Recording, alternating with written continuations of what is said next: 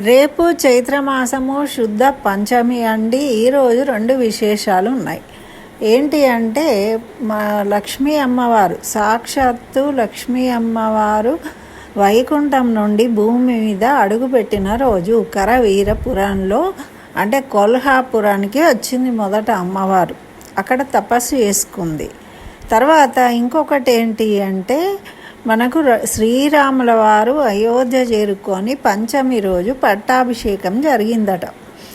అందుకని చెప్పేసి మనము చక్కగా రేపు లక్ష్మీనారాయణలను పూజించడం వల్ల మనకు సంపదలు కలుగుతాయి అని, అదేవిధంగా శ్రీరామ పట్టాభిషేక ఘట్టాన్ని చదివినా విన్నా పారాయణం చేసినా రామ స్తోత్రాలను పఠించిన మనకు ఆ రాముడి యొక్క అనుగ్రహంతో పదోన్నతులు కలుగుతాయి, రాజయోగం కలుగుతుంది అని మనకు పెద్దలు చెప్తున్నారు. కాబట్టి అందరూ చేయండి, ఫలితాన్ని పొందండి.